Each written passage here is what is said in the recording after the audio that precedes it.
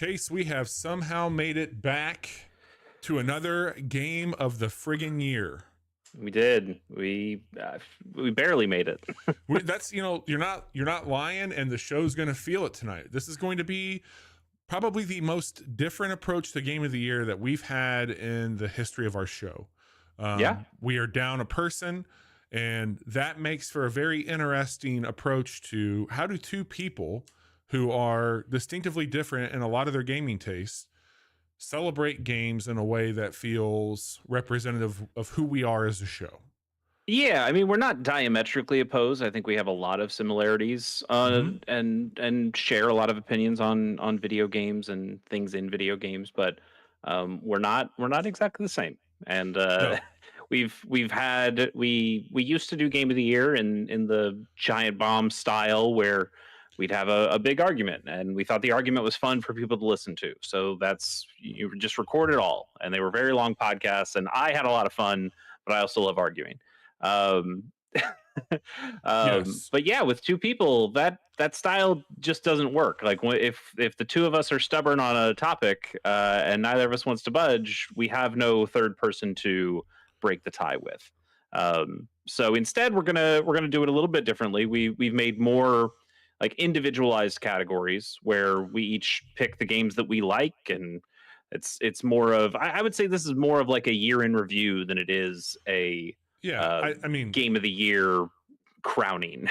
There's also, I think it would be a miss for us not to say like the industry's in a weird spot also, and it Very feels I have a hard time being hypercritical of work right now, just considering what's been happening. But I also think that I have decades of talking at length about how games impact me and why I like certain games more than others. And this is a celebration, even in debate for me. And I think that tonight, our hope is to really just kick back with one another, talk about a handful of categories, and maybe even pull out something that we do feel represents the show, which are certainly games that have over the years. So we've got, I think, let's see here, 1, 2, 3, 4, 5, 6, 7, 8, 9, 10 categories to get through this evening. If you're unfamiliar with us, I'm Bobby, that's Chase. This is episode 402 of the Casual Hour. We typically tell you about the games we're playing, the news around them. We give you deep dives into gaming topics and gaming hardware, and we celebrate every month of new releases, but we always save space in a very sacred way for Game of the Year, where we'll have 2 days of category-driven discussion. And then at the end of the week, we will give you our personal top 10 list. And if the planets and fate align, we will give you a distinct top 10 show from the Casual Hour. And that's our plan right now. So tonight, we are going to tell you about a bunch of different categories. And before we get into this year, we always have to think, what did we enjoy this year, if anything, that wasn't from 2024? This is an individual category, always has been, always will be. This is just a chance for us to throw some flowers at a game that found its way into our hearts or hands or both in the year 2024, which is a year it could not come out. This includes a remake and a re-release and all that bullshit. No ongoing game Helldivers 2 here. We're doing this right. We're doing it right. The letter of the law, god damn it. If there's no law held up by us, who will? Who will, Chase? Yeah. That's a casual promise, at least. Honesty and hard work. And Chase, I'd love to know what game... honesty. Yeah, hard work, hardly working. Now, I also think it's a fair call out that you play older games more so than I do. Not that I don't. Yeah, no, I mean you do as well, but I think we balance. That's a bit of our balance, is that you play more games, and I play more old games than you. Yeah. So I think we have that bit of balance. I mean, last year and some of this year, I had a thing called backlog roulette, where I have a bunch of games on my backlog. It's still probably 90-ish games long, and we spun a wheel, and I would play a bunch of old games because I just had that analysis paralysis. And then you get to, it was a way for me to experience them. And even though we had this category before then, I think that really kind of crystallized this idea of, just because it didn't come out this year doesn't mean it didn't mean something to you this year. But it also is very weird to put, it didn't quite make my number one, which people are going to probably yell at me about. But I played Doom for real the first time this year. I played it on the 32X, but when it first came out. But yeah, I played Doom, the original ass Doom, And you for the seem to like it, if first I time remember this year. correctly. But you can't put original ass Doom up against Metaphor ReFantazio. Those are two like very different things. I mean, you could, and Doom you wins, could. but You could. but it's a little not fair to 2024 if I just accidentally play one of the best games of all time for the first time, you know? So I like that we have this category to go, this is where all these games belong. They can have their moment, and they can also not screw up what actually came out this year. Because I also think that Game of the Year awards in general are kind of a buyer's guide more than anything these days. Like it certainly is some like confirmation bias. Tell me that the game I bought and liked was good. But then the other thing is, oh, I didn't hear about that game before, and I should check that out. Yeah. And when I just say yes, I played Doom, that doesn't help anyone, because people should play Doom. Do you know how many games like in total, new or combined, that you played? Do you have a tally for this year? I have a list, but it's not numbered. If you want to take this category first, I can count these games in my head. I think that I've played 116 games this year, new games. That's not including my last year games or before that. But a game that I played right at the beginning of the year, that I think came out at the end of 2023, if I'm not mistaken. And I play is a strong word to use in this one, Chase, and I think you'll appreciate that. But a little game called the Norp Apologue is a game that I think had the most profound impact on me in 2024, being a game from last year. Do I even remember what this is? You should, because it's fantastic. Oh, right, Norp with a G. Yeah.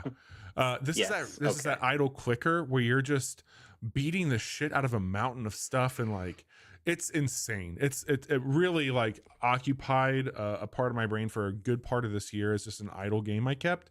It got knocked out for a bit by Rusty's retirement, but the Norp Apologue I think is a really unique and fun game. A lot of physics stuff going on there, and you should check it out if you haven't. It's available on PC and well worth it there. But Norp Apologue is my very cool backlog game, or not backlog, best non-2024 game. Sorry. Right. Yeah, different category. How many games did you say you played this year? I think 116. Jesus Christ. I have 42, and some of those are demos. So it's not even. I mean, a lot of these are early access for me too. So I sure. Yeah. But yeah. I mean, that's what we talked about. Bobby just plays more games than me. I play a lot of new games. That is true. And I think you probably end up playing games longer than I do too. Like I pick out some games that are incredibly long, but I think you play on average you play. I think you more and longer. Completed more than I did this year. At least some games that's possible. Some games I wanted to beat, but because of my chasing the next bright shiny light tendencies, I put a lot in though. I mean, there's a lot of games that I are in that 60 to 100 hour range this year. And spent a good amount of time there for sure. And you also play a lot of games that generally have no ending, or are meant to be played for incredibly long amounts of time, like a Pal World, like your Satisfactories and stuff like that. That is, I guess. Sure. Yeah, I mean, yeah. Balatro counts in there too. Lots of games that just aren't necessarily made to be finished in that way, but are just meant to be kind of enjoyed as you continue to play them. Absolutely. All right, enough stalling. I had 3 that I was between. I did justify to myself that you did play that 32X version of Doom way back in the day, which is a terrible way to play Doom. Do not do that. But I use that as my way to go like, just don't say. You can't just say Doom again. Like Doom is too easy. So I played 3 games that I wanted to count in here.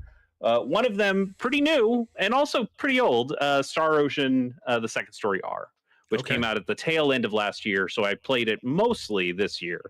It doesn't feel like it should really count, but it is, a remake of an older game. So in that way, it's kind of cool too. I like that one a lot. I played jazz punk for the first time this year, and I knew that I was going to love jazz punk, and I loved jazz punk. And jazz punk Well, was you only get to awesome. pick one of these, Chase. I know, I know. So the winner is actually a game I just completed, and that is Pokemon TCG Neo, which is Okay. the ROM hack of the original Pokemon trading card game on the Game Boy Color. So this this happens in the past. Okay, I recorded 2 episodes to finish the game, You're a and they'll monster. be coming out on the next Wednesdays. I Oh, think cool. I think Christmas is when I finally finish the video game. But I That's awesome. finished the video game, and those are uploaded and ready to go. And I just had an absolute blast with that game. I You mean, really it's did. I mean, I watched you and you seem like you were really having so much fun with that. I was so excited. Like it's mechanics I'm so familiar with. It's a game generally that I'm so familiar with. But to play it with basically brand new cards and brand new strategies was just the catnip I needed.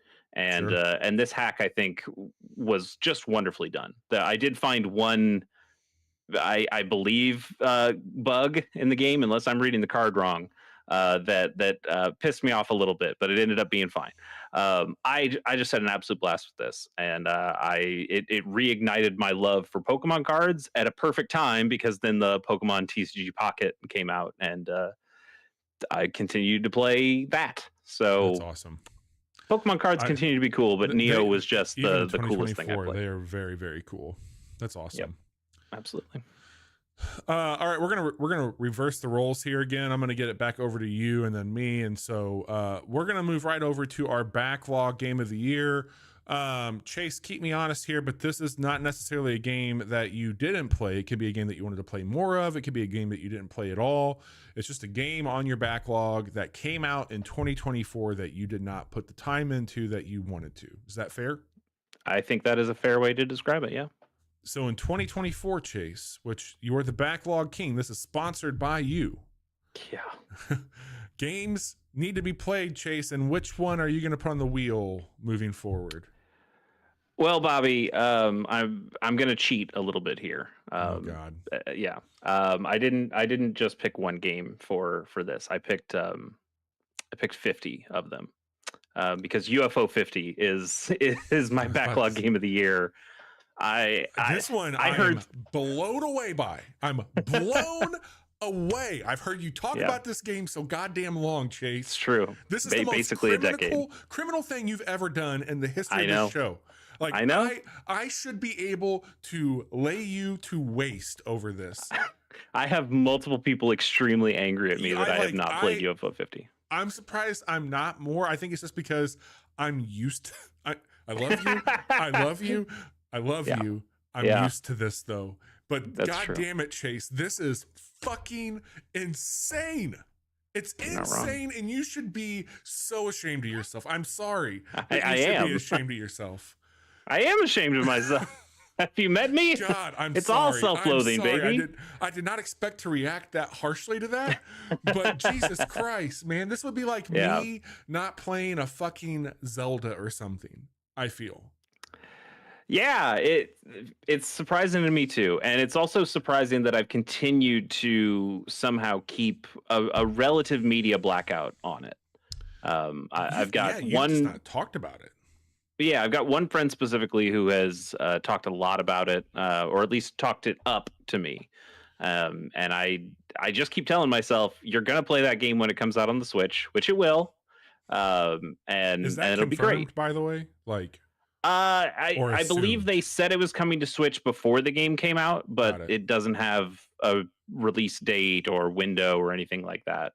Okay, it's got to be. It's it has to. Look. I've played a decent amount of it. I lost access to it through a family shared library situation. But what I played of it, I got very overwhelmed because, again, that play the new game mentality that I have. I'm like, how much time do I need to beat these games? Like, what do I do? How do I do this? What should I do? And I was like, I'm mostly just curious to see how it goes. But when I started to dip my toe into it, I realized there's actually some cool like narrative stuff on why you're playing the games you are that you should spend some time with. So yeah, that's kind of what I learned somewhat recently. That Hmm. part of me is like, I didn't want to know that, but the other part of me is like, it's fine. Yeah. I'm guessing it kind of has maybe not exactly tonally, but it has some similarities to something like Inscription, where it's like, oh, there's a Yeah. meta game layer to Yeah. this that Yeah. you do some other bullshit with, which I think is also kind of cool. I'm excited to give this a shot once it's available on a platform I enjoy playing games on, and I can almost assure you that I'll play the hell out of it. Kunitsugami also was like a strong contender for God damn, this. that's a game. We've talked a lot about Dragon Quest III HD Hmm. 2D, which I think that's probably going to be my hey, we're finally done with game of the year. Let me just chill with a game now. That's probably going to be my come down game. So I'm Whenever really we excited to play that get one too. to the like what we're most looking forward to, most anticipated, I just would I want to hear, what are you going to be doing over the next few weeks when we take our break? So Sure. I do want to hear about that from you for Yeah, sure. yeah. But yeah, it couldn't be anything but UFO 50 this year. That's just the one. It's just it. Yeah, I think that's more than fair. And How about you, Bobby? for me, I put Lorelei and the Laser Eyes down. Ooh, good one. I have a feeling I will love this game. It's got all the right sauce there for me. I did purchase it. I did fire it up, and I realized that it's something I know. Again, I know how my brain works. Knowing the I don't think difficulty is the right word, but the attention this game deserves. I don't want to juggle other stuff, so Yeah. I could go to that in the next few weeks, but I think it's a game that I need to stay on top of and I need to see through pretty quickly. But it just looks so goddamn cool, man. And I've heard nothing but great things about that one. Have you played a Simogo game before? Any of the Yeah, previous work? I played Sayonara Wild Hearts, and I Okay. really, really loved that one. Interesting. Okay. I mean that one I would say Sayonara is probably their most accessible game, Hmm. in that it's not so much of a puzzle game like some of their other stuff. But Device Six and Year Walk, they've got some really cool ones that were mobile I think before. maybe I did play a little bit of Year Walk. You probably did. Like Yeah, those were like big iPhone games, yeah. and you used to be a big iPhone guy. I used to be for sure. Now you're just big. Now you're just a Not big guy. I'm big and a guy, but yes, I do remember Year Walk. That was a very striking game for sure. Absolutely. So we got UFO 50 and Lorelei and the Laser Eyes. This brings us to Chase, our very first category where we will both be contributing elements to, and that is Best New Character. A very fun category every year for me. And one that A very contentious category for us usually most leads to years. some hurt feelings. Yeah. Hey, But Jessica Telephone made it. That's all that matters. But perhaps perchance this year we'll come to a more gentleman's agreement on what this will look like. But We don't have to. Like we barely even have to make a gentleman's agreement on this. I understand that, but wouldn't it be lovely if we just serendipitously came into and it was just like, you know what, that would be beautiful. It would be a beautiful thing. Well, we've Now, got a lot here. Why don't we break it down? Yeah, so like one of the quirks of the way we make our documents in our Notion doc here is that we put the games instead of the characters. So there's still a surprise aspect to this, in that I Yes. don't know who you are nominating and you don't know who I'm nominating, but we know the games they're from. Just for fun, would we like to just run down quickly the games that we're pulling Yeah, from before we do it. name the characters? Why don't you take that? Sure. We both have Metaphor Refantasio. Are they the same character? We'll find out. That's what I wanna know. Neva, Sons of the Forest, Thank Goodness You're Here, The First Descendant, Uncle Chop's Rocket Shop, and Unicorn Overlord. Um, Okay. some cool games. Some cool games some very cool games here. with some Chase, cool characters. Do we just want to start with Metaphor? I think we save Metaphor for last. Okay. Because let's just build it up a little bit more. All right. So what we'll do here is I'm looking at this list, basically starting with Neva, then, and we're just going to go by whenever that game's up. We'll talk about it. So Neva was one I nominated, and I actually do have the character name in here. It's Neva. It's the That's the dog or wolf. it's correct? the second wolf. Okay. So in Neva, spoilers. Hey guys, we are going to talk about shit, we should have done that. Some spoiler stuff. It's all right. We haven't gotten to spoiler stuff yet. This is the first real time. Yeah. And it matters more when we get to something like best moment, which won't be until Wednesday. Yeah. but it does matter here. So if you don't want to hear about Neva, you should probably skip a minute or Fair. two. Uh, so at the beginning of Neva, the game Neva, there's like a big wolf, big Princess Mononoke wolf that your character's with, and then there's like a pup, and the pup is Neva, and the wolf mother dies at the beginning of the game, and you spend the whole game playing with Neva, the small wolf that grows and grows over the seasons as the chapters in that game continue on, until the end, where it's as big as the mother wolf was at the beginning of Oh the game. wow. And then the game kind of tries to pull like a bit of a limbo thing where it's like, oh, it's all happening again. And then Neva also has a small child wolf. And so basically they play the same cutscene again. And this time Neva also sacrifices itself like the mother wolf did in the first time, but Neva's sacrifice changes it in some way where the cycle breaks. Hmm. And so now your character and the third wolf pup now get to like stay. Awesome. You've taken care of the evil. So I do like the progression you get with Neva. I like growing up with that character, that dog, and seeing it go from puppy to smaller dog to big wolf, and the way it mechanically changes over the course of the game is interesting too. But I think your relationship with the wolf um, was nice. I think Yeah. it's the coolest part about that game, especially where a game like Gree, the game that they made before, was all about loneliness and being alone, and this game is all about being with another character.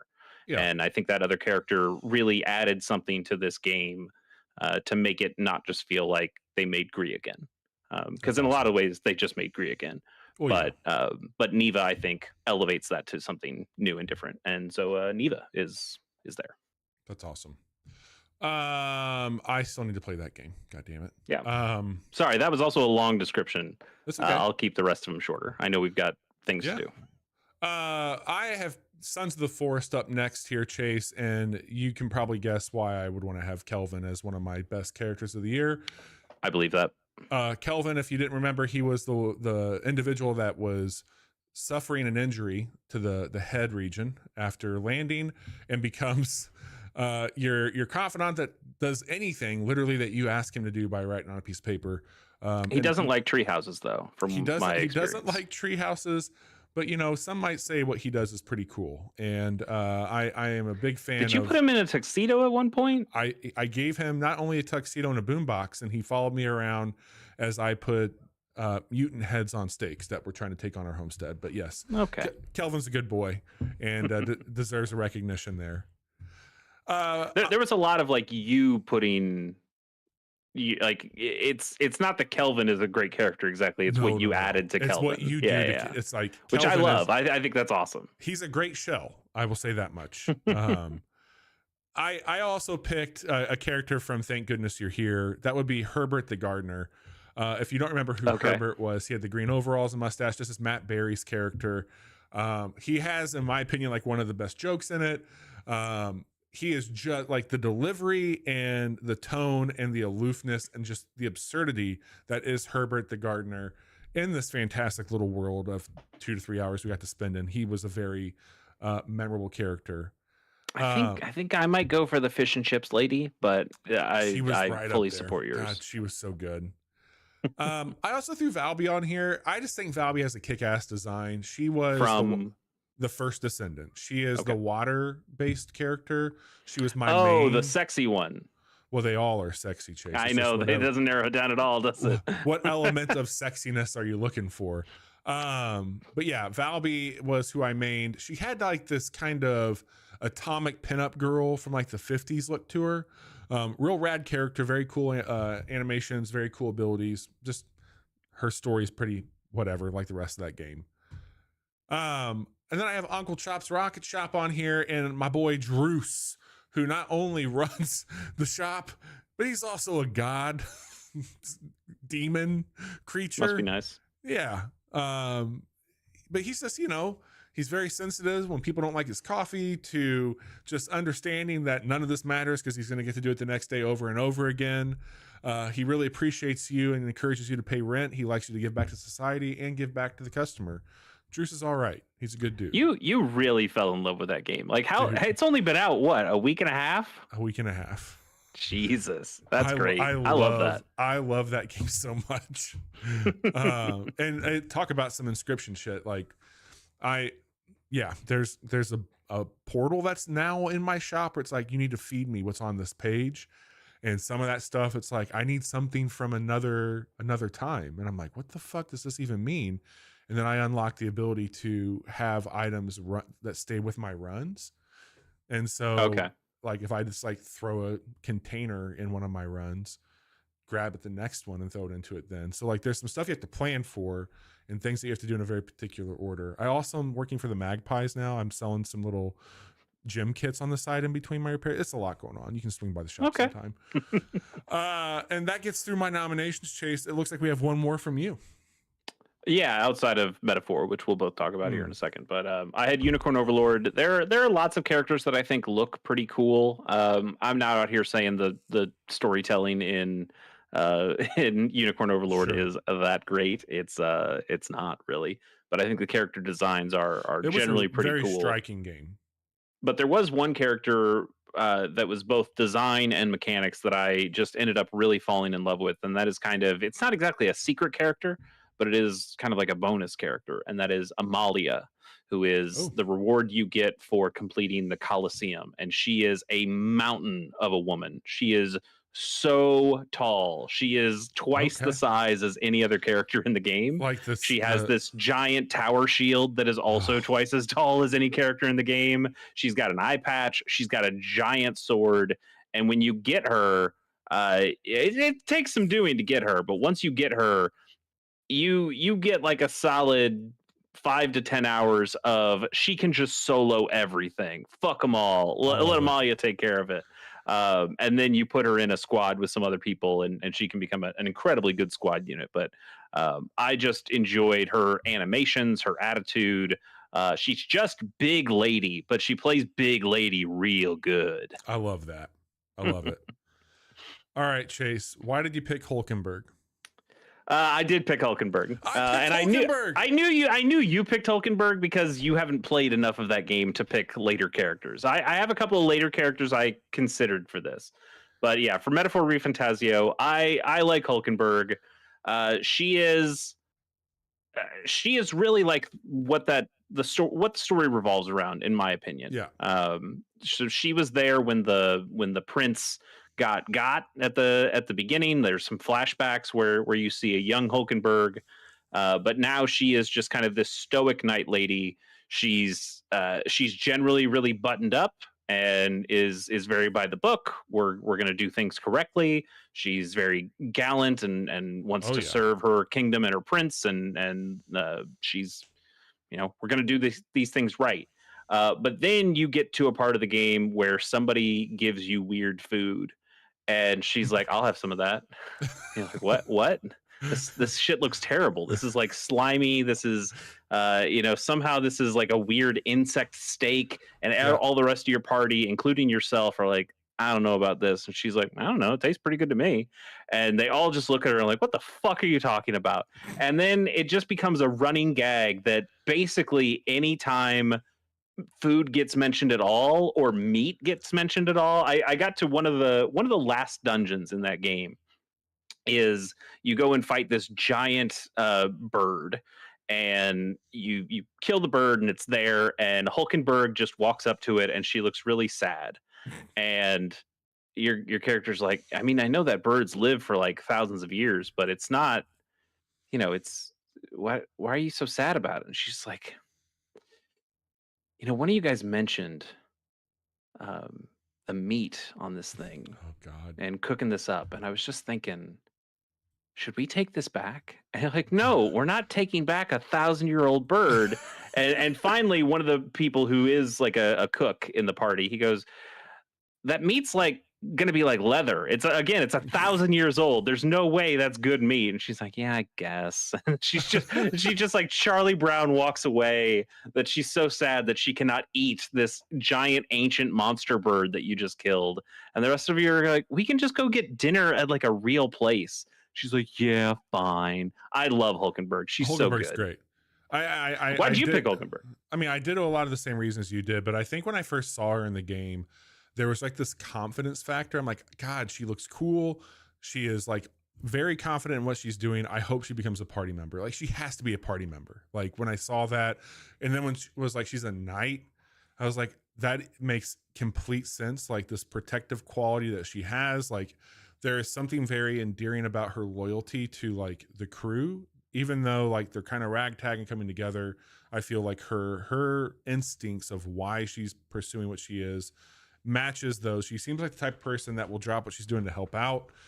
And there's just a like, for being so by the books and being so stoic and being this protector, she comes across as like maybe book smart and street quirky, like in a way. And I Yes. think that's something that's really fun, like the juxtaposition of like, she's probably who I'd want by my side fighting 1,000-year-old bird, but she's also the type of person that I would want to go and get a drink with after that fight and ask questions about it. And just see, like, she would be very tight and then she's loose for a bit and then tight. Like, I think she is a ton of fun. She adds a really great balance. I think she is distinctively, like, visually very different than a lot of the other characters in your party as well. And I like that quite a bit. I don't know a lot about the ear style from like what would look like elf ears in a lot of ways, but then have like the kind of fur tip on it. I thought was really interesting as well. Yeah, she comes from a tribe called the Rusant, which are mostly all just big looking people with these kind of sharp ears. But she's got like this red hairstyle that covers them in such a way. It just looks really cool. I think she's got a very cool character look to her. She's very cool. Like, I like her quite a bit. She's been, I think, one of the most memorable characters. Like, she would probably be my pick on this category. Yeah, she's my pick. That's just true. There were some other characters I also like from Metaphor. I like Katharina, who's the pink Parapus, the horse-looking girl. Kelvin might be up there though. Kelvin. But I wish Katharina was a party member, but she's not. But I still thought she was pretty fun. She is a little one note, but she is fun. Yeah. And then a character you haven't met yet and is much later in the game for you, Yufa, who is a party member. I enjoyed her quite a bit too, but Hulkenberg just feels like the easy pick here. She is more of what that game is, and I think they write her generally pretty well, even though I think that game is written terribly on the whole. We'll talk about that later. Did you beat it, by the way? I know you're trying. Did you finish it? No, I was so close. I have 75 hours in, and I got really close last night. And it was 1 a.m. and I was like, I'm just putting this away. I'll finish it tomorrow. And then I made the mistake of talking to a friend who's beaten it and just said, hey, here's where I am. Am I like actually at the end? And he went, no, you're like a second to last dungeon. I went, okay, I'm not going to beat myself up to try to finish that game before game of the year starts. I don't think my opinions will change on that game one way or the other. But I have a little bit to go. But by the time we do our top 10s on Friday, I think I will have that game finished. But cool. I think Hulkenberg is my pick. Like, Kelvin is really cool, but as you mentioned, it's kind of like what I do with it, which is fun. But in the spirit of like, hey, this is a brand new character, like Kelvin is only like my extension. And at the end of the day, I think that's why he's great. But yes, I'm not gonna argue. I mean, Hulkenberg is definitely mine. So if you want to have a category where we completely agree on, for the first time ever, in a category where we didn't have to agree, I know we agree. Yeah, I think Hulkenberg feels good here. There's another area that I think I can give more flowers to Kelvin. Okay. But I do think Hulkenberg has been like immediately like I was like, oh, I'm really gonna like this character, and that's true. So I think your voice acting is really good too. Yeah, totally. All right, I guess we can say congratulations to Hulkenberg from the Casual Hour as well as from Bobby and Chase individually. But our best new character, that's an easy one for the Casual Hour as well. Hulkenberg from Metaphor Refantasio. Also, I think that might be our most nominated game this year, if I'm not mistaken. Maybe Is it? Blanco. It's up there. I'm pretty sure it's up Okay. there. We have a It new will not be our category. most awarded game. I can promise you that, but it Yeah. will. It will. It can be maybe our most nominated game. I was talking to Chase recently about how we kind of came up with this category here, and I think we have a really fun approach to our category. Some have been more tongue in cheek, some are very much like of the time and place. Like we had one year, what was it? What was the one that we had? Best Strand game, like in Mhm. honor of Death Stranding. But this is a category Well, where I would say it was in honor of how Kojima labeled it a yes, Strand game, and fair. then the way that we could extrapolate how other games could Yes. potentially be Strand games. But yes, it was all kind of based on Death Stranding. We came up with a category called "Hey, that's pretty cool." And every now and again, you see something in a game where you're like, "Hey, that's really cool." It could be a mechanic, it could be a feature. The one of the things I pitched to Chase was the axe throw in God of War, 2018 God of War. Like that looked, and just like mechanically did so much cool stuff in the game. But It's not really like a best moment. Like we have a different no, category for that. That's more about. I would say it's more about story, but it can be. It can also be like a mechanical thing. But this is more of like a. I mean, it's in the category. It's like, hey, that's pretty cool. Like it's neat that yeah, that thing's in there, yeah, and it made for an enjoyable experience, if not like a full moment. It totally, was just a cool thing. yeah. Chase, why don't you kick us off here? You're top of the list. Yeah, Arco's combat, which is I Yeah. just think Arco, we it was a little tough because watching you play it on the Next Fest, it we didn't really get it. We didn't Mm-mm. really catch on to what it wanted from us. But when I started to play it a little bit, and I haven't played too long, so I'm talking a little bit out of my ass, and I'm talking a little bit based on other things that I've heard.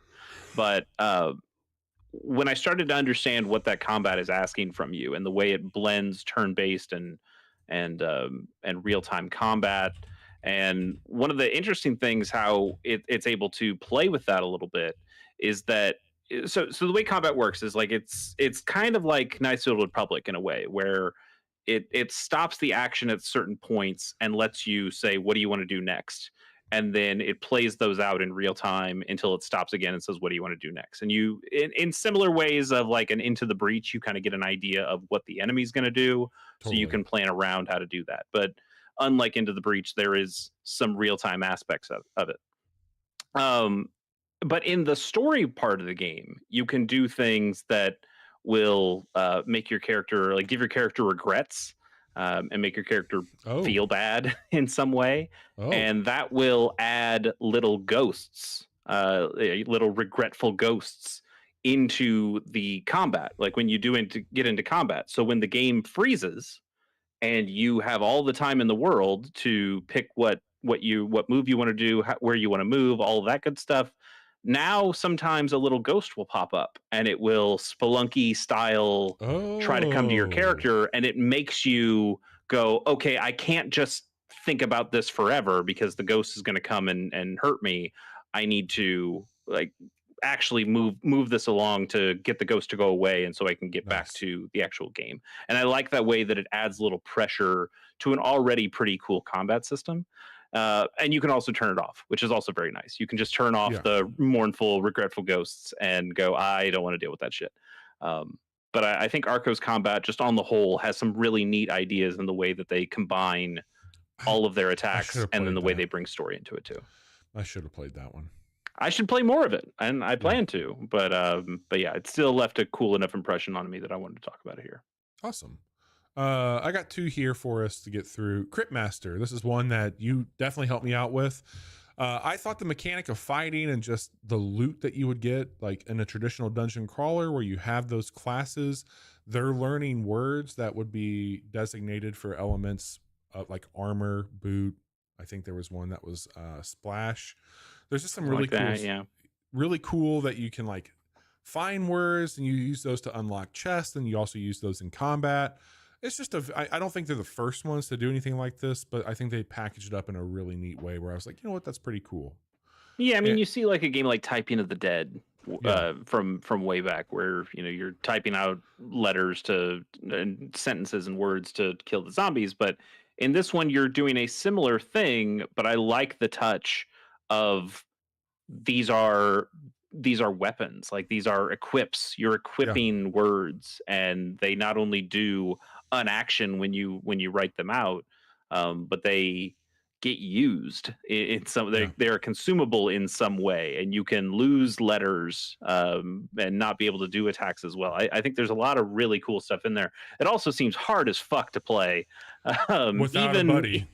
even with a buddy who's yelling words at I want to you. know how, I want to see how that's played on a controller. That's what I want to see. That sounds nuts. Yeah, Okay. we have to see that. I also want to see the speed run of that game and just watch Oh somebody my who can God. type like 90 words per minute, I or thought I'm sure about even like faster than putting the words as buttons on my stream deck and then like that. just pressing Sure. those for the words and memorizing post, Uh-huh. kind of like Simon at that point. But yeah, that's a really cool one. We should play more of that.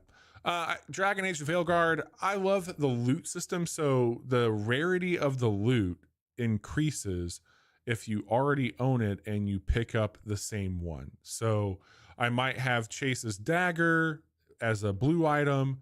I find another Chase's dagger, it's now purple. And when you find it as a blue item, it shows you, hey, you've got these 2 perks. You can get up to these perks if you find more of it. You can also kind of game it by working relationships with factions that carry that weapon, so you can just get it there.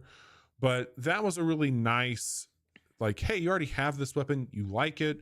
It's just going to upgrade in rarity and ability. And I thought that was a very cool element for. I wish more games would take that on, because it would make it would, like, obviously if it was something like a Destiny, you'd have to get like, hey, collect 15 of these blue versions for it to become a purple. Like Sure. that would be neat. But anyway, I thought that was a cool thing worth mentioning. Yeah, there have been some Fire Emblem games where it's like, oh, if you find 2 iron swords, you can forge them together, and they're a slightly stronger iron sword. Cool. But I do like how that system helps you to not have as much trash loot. Like Mhm. it sucks when you take out a big enemy and then you just go, well, I don't need any of this shit, so I guess I'll just Yep. sell it all. And the idea that, well, hey, it upgrades, some loot you already have, so it wasn't all a total waste. That is a much better feeling than just feeling like, yeah, 100%. none of this was worth it. Cool. Chase, you're up next. Yeah, I had Metal Slug Tactics, similar to Arco, a game that I didn't play a whole lot of, and also a game that I watched you play on a Next Fest, or a demo of at least, and it didn't seem like we understood it on stream. And again, when I got it in my hands and played a little bit more myself, it started to click. Specifically, it is a mechanic they have in there that the further distance you move a character on a turn, the more dodge they get, and then dodge is their ability to mitigate damage. So it doesn't actually dodge attacks, but it does take points of damage off an attack, to the point where some attacks just do 0 at you when you move far enough. So the idea, it reminds me a little bit about like 2016 Doom, where Yeah. you can't just sit back and you have to keep moving, but also this is a turn-based tactics game and not a super fast first-person shooter. Sure. And the way it still makes you want to move, you don't just sit behind cover, you don't just move a character one space, you are finding clever, interesting, unique ways of, okay, how can I move these characters in such a way that they're getting the maximum dodge, but then also getting them into a position where they're still helping to move my strategy forward. And once I started to understand that and use those skills, I started to have a much better time with that game. I still think it has problems. We'll talk Sure. about some of its problems later today or later Wednesday, one I of the think, two. I think it yeah. might be Wednesday. Um, Yeah. but it has its issues. But that aspect of the game I thought was really cool. We've seen some tactics games do this kind of in the past. We've seen like a War Groove go, hey, you'll get, if this character moves 4 or more spaces, it gets a damage boost on its attack. And so we've seen some stuff a little bit like this, but I think Metal Slug really puts it to heart Yeah. in how its general basic tactics work, and I thought that was pretty cool.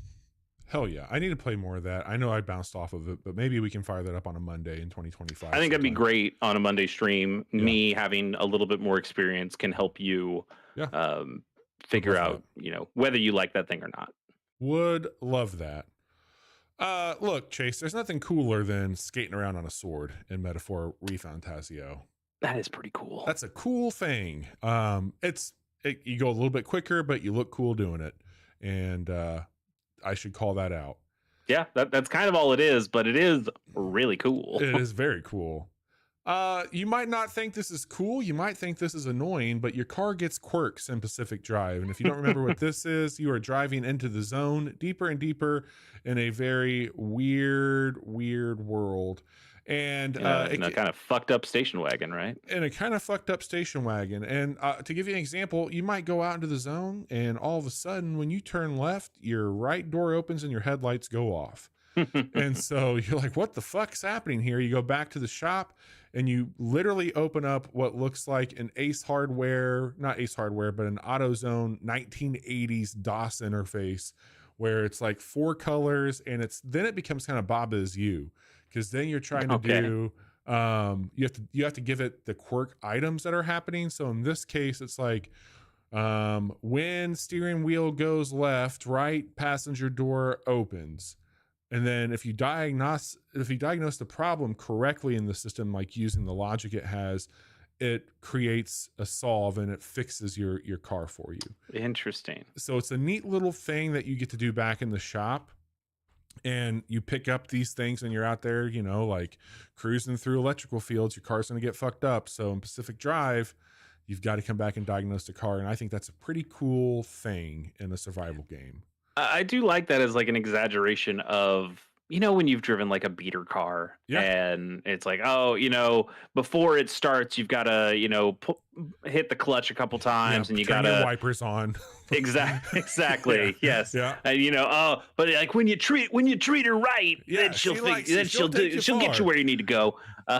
That's exactly what this is. You are literally that's great. It's awesome. So that's Pacific Drive, car quirks. Prince of Persia, The Lost Crown, they did so much for the genre, and I feel like it's a shame that they didn't get more credit. The map and being able to take screenshots of things that are interesting and have those pop up, where it's like, that's the whole thing of a Metroidvania. You see a bunch of cool shit that you can't do until later on. And as you play the game, you can add markers on your map and you can create fast travel points and do some really interesting things. But it's almost like a gaming journal. And I think I even talked about it way back in January. I was like, maybe you had a best moment and you didn't quite remember it. You can snapshot it here and like come back and use this as, hey, I met this person here. I did this cool thing here. So I also used it as more of like a breadcrumb trail for myself. But I think that map was really cool in The Lost Crown. Because so often in those Metroidvania games, they like a thing flashes on the map and you go, okay, I got to go back there, but you don't remember what that thing is or how to get into that little room or what's going on with it, or even like which thing it needs. Like do you need the boots that make you go faster? Do you need the special type of missile? And you have to go all the way back to that room before you look at the door and you go, oh, it's that kind of door. Fuck, I don't have that. I still don't have that thing. I need to keep playing. Totally. But being able to just have that kind of screenshot within the game UI is so cool to just pull that up and go, yep, that's that door. I've got that thing for that door now. Now I can go back and deal with it. Totally. I feel like there were a couple games this year where I played on the Switch, and it's nice to just be able to have the screenshot button where you can just take a screenshot and look at it. Like in Paper Mario 1000 Year Door, there's just something where it like puts up the code and it goes, oh, the code's this, and you either have to remember it or you can just take a screenshot of it and look at it later. Totally. And that's nice, but that is like a system-wide thing, and it's gaming the system a little bit. It's cool when the game goes, no, I'm accounting for this. I want you to do it because I don't want the game to be frustrating. You don't have to think outside the box here. I'm giving you the box that works. That's really cool. That's good design. I mean, it's no different than like how we would have drawn in the margins of a strategy guide or an instruction booklet. I mean, I grew up doing that shit. That's why I like Tunic so much. So that was Prince of Persia: The Lost Crowns map. Moving on here, Satisfactory Chase in 1.0, they finally let you dip your toe into alien technology, and in doing so, you get something called the Dimensional Depot. This is a literal game changer, and it lets you create a pocket dimension that you can access your inventory from anywhere on the map. And what's really Okay. cool about this is like that's half the time. Like I could be out expanding my factory or trying to find things. I'm like, you know what? I really need some screws here or whatever it might be. The depot has a one-way in conveyor attachment, and if you do it right, you can split a bunch of different of spaghetti strands of your factory into this thing to where it's just getting automation. So not only am I uploading like these elements, I'm putting them into this area that everybody on the server can grab. Hey, I'm out here doing this shit, Chase. I could really use, I don't know, like an iron rod. Can you throw some on there? Yeah, I got you. I'll do that right now. I'll put them in here, and you can upgrade the upload times for it.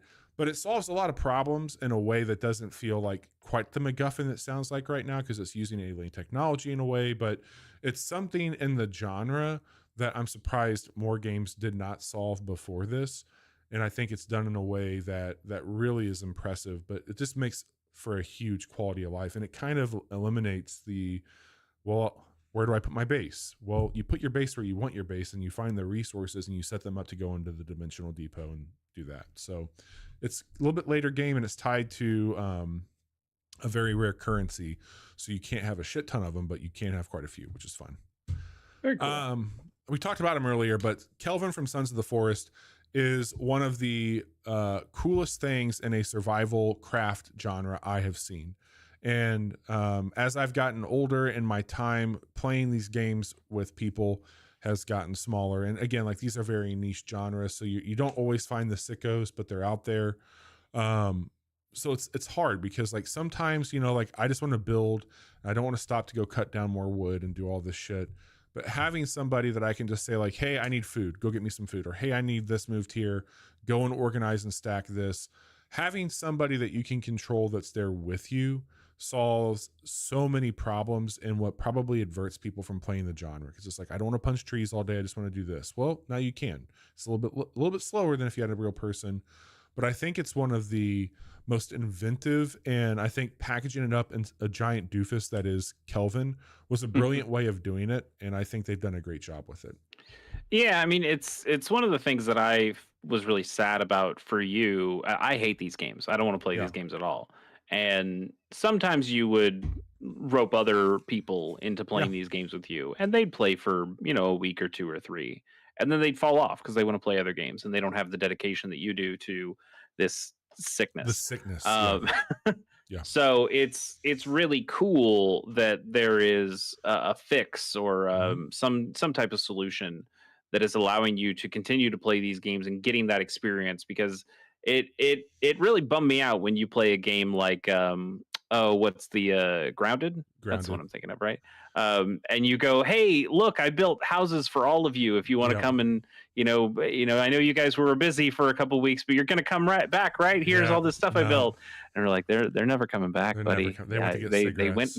yeah, they went to get cigarettes and It's they're just just you and the not ants now, back. you coward. But It now it's you sucks, and man. Kelvin. And It if he is. liked tree houses a little bit more, you could have had that Oh, treehouse with him. But he I, hates them. He you know, hates these I, tree houses. I've half been tempted to find like a looking for group out there. Yeah. It's just those are the perfect games to like fuck around with somebody you're friends with and just hang out. And so it's one of those things where like I used to play a lot of PvP with people, and having this genre where it is infinitely, I cannot express to you how much better it is. Like Sons of the Forest is a game I will look back on, and like the reason I didn't play more of it this year is I don't want to play that game by myself because it is a bit terrifying, and to have a Yeah. group reacting to shit with you makes it better. But Sons of the Forest, very cool game, and Kelvin is a great, hey, that's cool and moment. and I had that with like Destiny. Yeah, But the difference with Destiny is, yes, it is more fun with a friend, but also they match make a bunch of shit for you. Like that game is meant to be played with a lot of people, and Bungie totally. just says we'll connect you with somebody else. They'll suck, Yeah, or you'll suck for them, like one of the two. But you guys will get through it together, and we've match made most of the game at this point. Yep. Monster Hunter also had this problem for me when I played Monster Hunter 3, whichever one I was on a 3DS that I was playing. Um, I just didn't. I did not like it. I did not like it Yeah. at all. I was like, I'm the only one playing here. This is a game that was built to play with a bunch of people, Yeah. and over the course of that series, they've made the Palicos better and more useful as a companion, where you can play that game solo if you wanted to. And of course, it's still much more fun with friends, and you should play it with friends. But they've made it a better experience to play on your own. Those are just And it games sounds like full of Sons of the Forest moments is doing something with other else. people. Exactly. Yeah. Yeah. Last one I got here for, hey, that's cool. And this isn't really cool. It's silly, but I love that your character, and thank goodness you're here, you just slap everything. Like if there's a problem, you slap it. That is so good. It's such a good little thing. Like and everything has a pre and post slapped design to it. There's a guy trying to eat a hamburger, and god damn it, I slapped him every time he tried to take a bite, and he'd just fumble it and say something fucking uncanny, and then go right back, oh, okay, and just slap him, and then he just fucking drops his burger again. There's one thing I love slapping. I love slapping all the trash bags and just seeing them like break open, and there's just a little bit of trash coming out now. It's like, yeah, that's just a dick move, and it's like, yeah, it is. Well, it is, and I'm gonna do it every time. There is an actual dick move in the game that you slap. And I was not expecting that, but I thought I was just organizing fish and cigarettes, and there was something else on ice. Yep. But that slapping mechanic is it's because you can just spam it. It's just like pop, pop, pop, pop, pop, pop. Like you can just slap. It's got a great sound to it. Everything has a different sound. The audio design of that is fantastic. Yeah. That was always one of my favorite things to do. There's not a whole lot to do in that game, like moment to moment, but you can slap the shit out of everything as you go from place to place, and that's good enough for me. Triple jump in Mario, like you use it half the time just because it's fun to do. This is just slapping. Just style on them. So anyway, thank goodness you're here. The slap. And Chase, what do you got here? Yeah, my last one is my pick for this category. This is my winner, and it's The Legend of Zelda: Echoes of Wisdom. It is specifically the ability to stack echoes and use multiple echoes at the same time. So that game is about, it kind of feels like a debug menu of a video game where you're just able to place objects in the world. And that's kind of cool. It's kind of cool to copy an enemy and then have that enemy be on your side and attack the other enemies for you. But when that game gets really cool, it's when you are able to put multiple echoes out at the same time and watch the combinations of those things.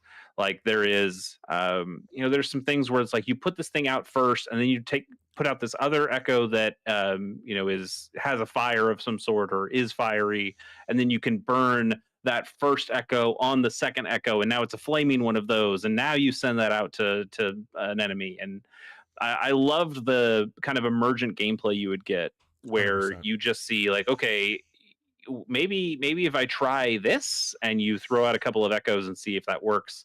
One of the things I did a lot in the early game is finding ways of stacking the right combinations of tables and rocks and trampolines and trees, and like, can I get Zelda up this big space? And then you find stuff later that just goes, oh, we'll take care of that for you. But especially in the early game where you're like, is there a cool way that I can put these things together and maybe break what the game wants me to do at this point? And the answer is almost always yes. You can find ways of cleverly stacking up the echoes to do things that you shouldn't be able to do, or just do really cool things. And it made me feel really smart every time I did it. And that's why it's my pick. It was so cool. I love that about this game. That's awesome, man. I think Kelvin is going to be mine. That function is just too good in a game like that. So congrats to our Hey, That's Pretty Cool category winners. Sons of the Forest is Kelvin, and Stacking Echoes and The Legend of Zelda: Echoes of Wisdom. So for those of you who are just tuning in or catching up, we've gone over our best non-2024 games, our backlog game of the year. We celebrated our first unified pick of the year, which is Metaphor for best new character, and Hulkenberg for best new character, and Hey, That's Pretty Cool. And now we go on to a Bobby only or a Bobby sponsored category. Let's take this one off. Just This hang out back here. this is one What that you we've got for me, called it Bob? a few different things over the years, Chase. We've called it like we've never really flat out said best graphics. I think we said most graphics. I think we've Yeah. said Well, ever since you became a PC gamer, you've become a graphics whore in a way that yeah. you weren't as much before. I think you've always appreciated a good polygon, but Yes. now you're like those wheels need to be goddamn round, They got to baby. be round And wheels. I'm out here playing on the Switch, so obviously I don't give a shit about what a game looks like What it from a technical yes. perspective. So You we just we want to play at a house mostly party on a roof. That's all you care about. exactly love those house parties. So I kind of just let you have this category. Although I will say there is one game that you did not nominate that I want to at least pay a little lip service to. It won't win, but it was a game I found very pretty. So go ahead. Yeah. I'm just going to run down these here again. The criteria for me when I think about best looking, nowadays I'm taking into things like what kind of options does it have for upscaling? Does it use all of like the ray tracing and path tracing, and does it have all the polygons as Chase called out? So I look at a lot of those things on how they've optimized it, but sometimes it's just a very well designed game that maybe doesn't have some of that stuff too. So like point in case Astrobot, you can't tweak any of those settings. That's one of the first games I put on here, but on the PS5 it is kind of mind-boggling how well they made that game look. It's a gorgeous looking video game. All the things that come together to make that just a tight package. Very well So done. shiny. Very shiny. Another game that we didn't talk too much about this year, but definitely left an impact on me in some categories, is Banisher's Ghost of New Eden. We have Black Myth Wukong. We have Dragon Age The Veilguard. Chase, I'm going to just throw it to you and let you kind of throw your flowers out here if you want to. Yeah, I mean, I put Final Fantasy VII Rebirth. Remake also looks fantastic. Yeah. This game looks good. Like I have a lot of screenshots that I went through. We do have a screenshot of the year, which I think also Totally. comes out on Wednesday. But I had quite a few from Seven Remake or Seven Rebirth that I just looked at and went, "Damn, this game looks good." Absolutely. Just really sharp. Yeah. It's not really fair, but it's also because it came to PC that I put it on here for this year. But Ghost of Tsushima Director's Cut, Helldivers 2, same thing here. Horizon Forbidden West Complete Edition came to PC this year. Indiana Jones and the Great Circle, Satisfactory, and The First Descendant. No Elden Ring Shadow of the Erd Tree. You're not trying to cheat that much. I'm not trying to cheat that much here, but I will tell you. I think those other ones are fair because those specifically are we made the graphics even fucking prettier. Totally. For the longest time, I would use Horizon Zero Dawn as kind of my benchmarking software for when I was like tuning things on my computer, and I got to tell you, like, firing up Forbidden West is a sight to be seen because it was impressive on the PS5, but kind of a late in year entry point for me here, Chase. Very late in year. Indiana Jones and the Great Circle is absolutely incredible it's a visual feast. It's got all the path tracing stuff that you would want in there. It's got all the DLSS stuff you can go in from just upscaling. It is a beast. It does require a very hefty rig to run at its most capable, or most, I guess, tapped in, you should say. But I've been playing it, and I've actually spent a little bit more time with this. I'm having a really, really good time with the game, surprisingly. But it just looks incredible. Like you're going through all these dark corridors, and you've got the flickering of the flame of a torch you're holding, and then you go outside and you got Egypt and all the beauty that comes with it. A lot of night settings with some really cool and just very dramatic moments. It's a cinematic game. It's based off of the movies. Like, it should feel substantial when you play it. These games are huge popcorn movies, and you are getting all that here. So Indiana Jones and the Great Circle is the most visually impressive game, best looking game I've played in 2024.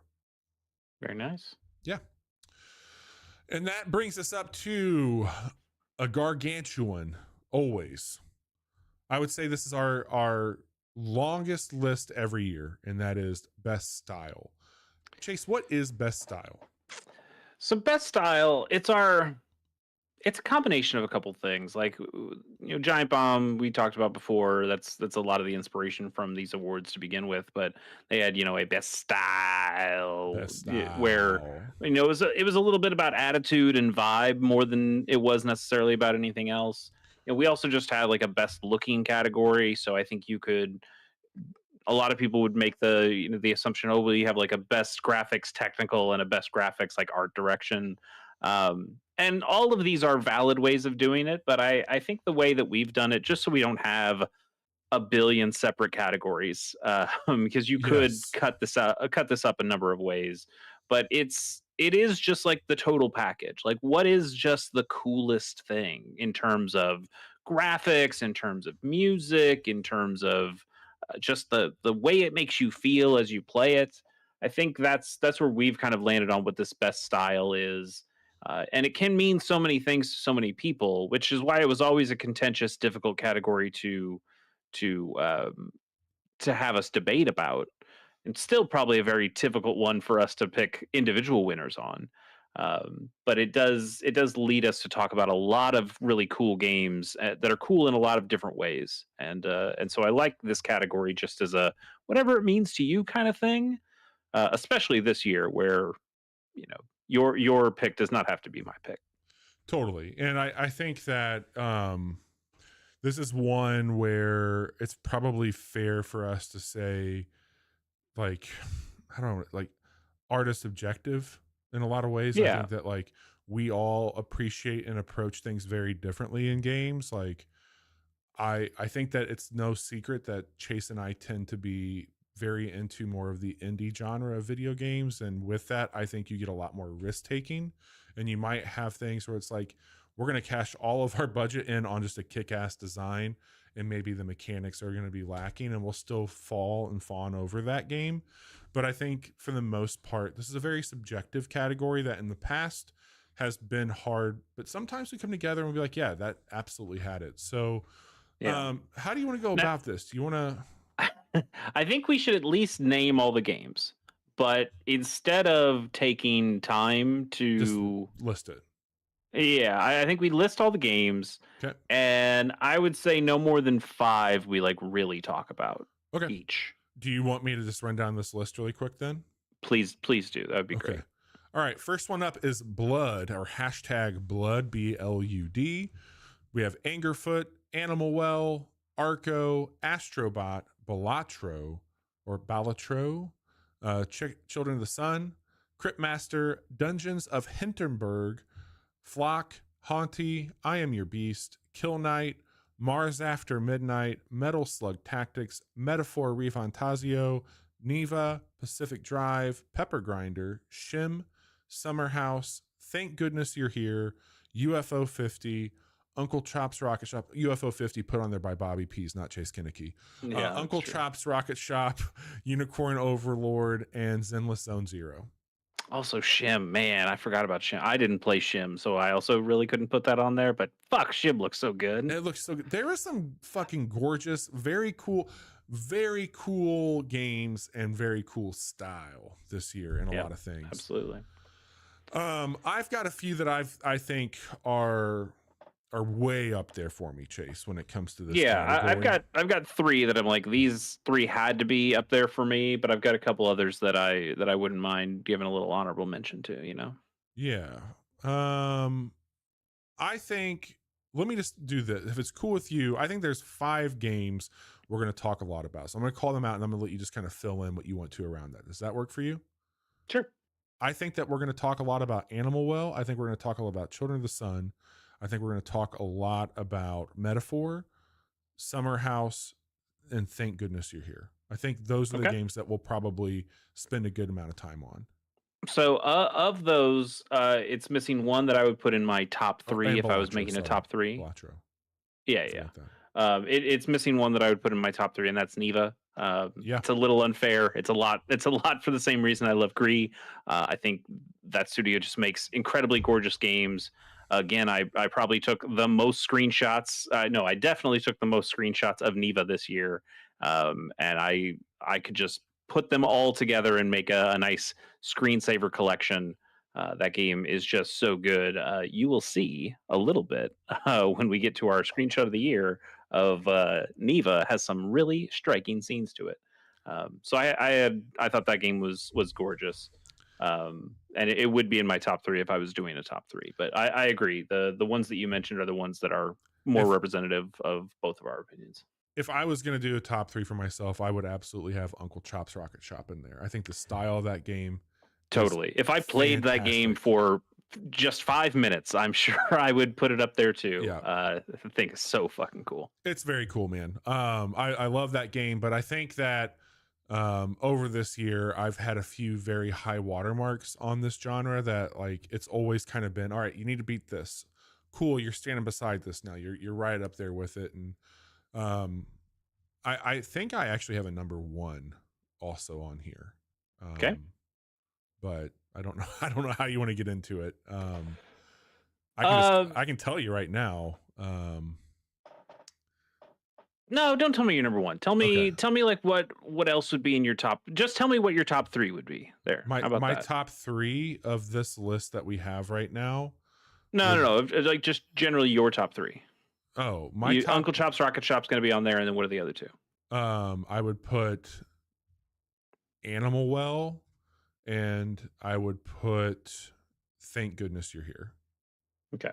My top three would be Animal Well, Neva, and Children of the Sun would make that top three as well. Balatro is probably my 4th if I had to like call that out right now. I think Summer House probably would be my fourth. I really dug the Summer style House of is Summer fucking House, gorgeous. It's very and cool. that's kind of all it has going for it, Yeah, which totally. makes me sad. I wanted more. I wanted more from that game, but the style it has is awesome. But I think for me, man, like it kind of it's got to be Animal Well here for me. And while this game did not have the profound impact that I think it had on you, on me, being in that world and the mystery of what it was, the way it's designed, the noises this game, the fucking music this game had, the little voices you would hear every now and again, the sequences that would come with it, the whole thing, like it's so fucking rich with just all those elements, and it's like 55 megabytes of a video game. Like it's insane Yeah, what they've done with it.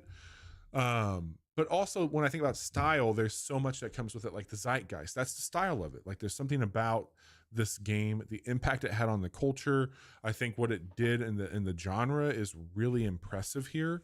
Um, and while we've seen a lot of pixelated sprite-based Metroidvania games, this one had a fluidity to it. Like even when you played it in window mode, I was playing it on window mode by accident. I went to move it, and the environment reacted to the window being moved. Like that's insane to me how that shit yeah. happens. I just found Animal Well to be so incredibly profound in its delivery of what it was trying to do. Even if I didn't fully grasp what the gameplay was and what was going on there, like this game to me was just oozing style everywhere. I mean, this isn't even a genre I like.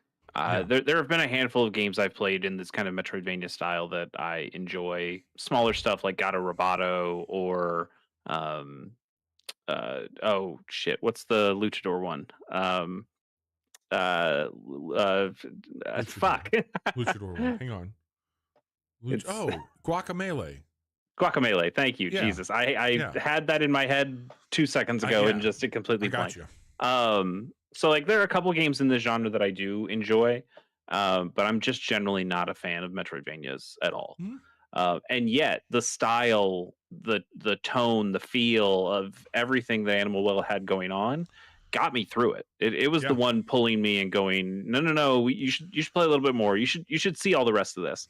And I'm glad I did. I'm glad I got through it. Even the one motherfucker of a final challenge that games gives you, or I guess second to last challenge, real piece of shit. I still ended up just really loving a lot of the stuff in that game. Like you mentioned a lot of it just from the graphics to the audio design and all that stuff. But I think even in some of the mechanical things, like the one of the things that I thought was so rad that didn't even consider is when you get that disc Yeah. and you throw the disc and then you can jump on the disc And just and write then it. you can just fly anywhere. Yeah, dude. You'll just go.